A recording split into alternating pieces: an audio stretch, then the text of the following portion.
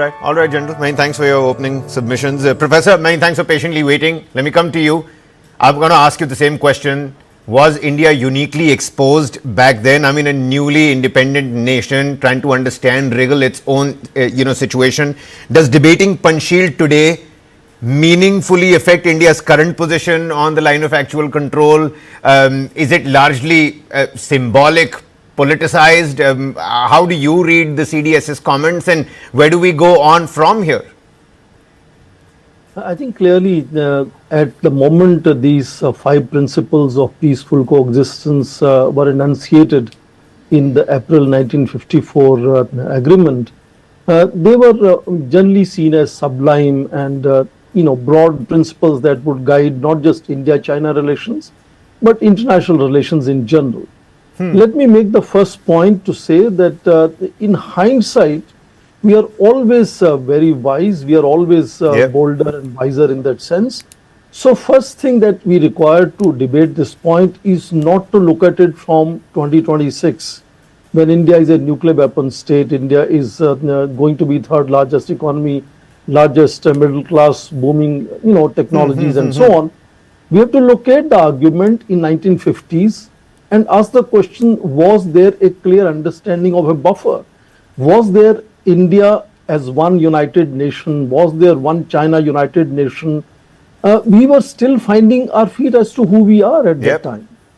And the buffer that we are talking of, the British had only recognized de facto autonomy with certain amount of presence in terms of post and telegraph and trade agencies and so on, which India of course inherited. And India, of course, when India decided to give away those, free, concessions in terms of India's access there, maybe India should have sought hard bargain instead of implicit and indirect understanding that the border on this side will be seen as resolved now. So that understanding perhaps fell flat after the Chinese decided to move forward and claim those territories. And that did not happen because of Panchsheel agreement.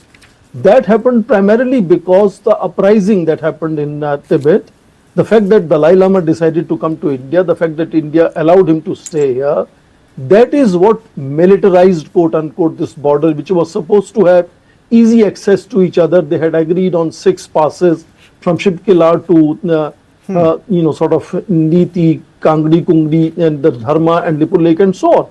So the nature of reality of that time was very different. And even when we finally were pushed to the wall and we had to send Indian army to the high altitude warfare, they were going there in canvas shoes. I mean, we are talking of an army of a very different era. We are talking of India of a very different era when we are still trying to consolidate Indian state. So I think, yes, one can in hindsight see that things could have done differently. But these ifs and buts of history are task of academics, I suppose.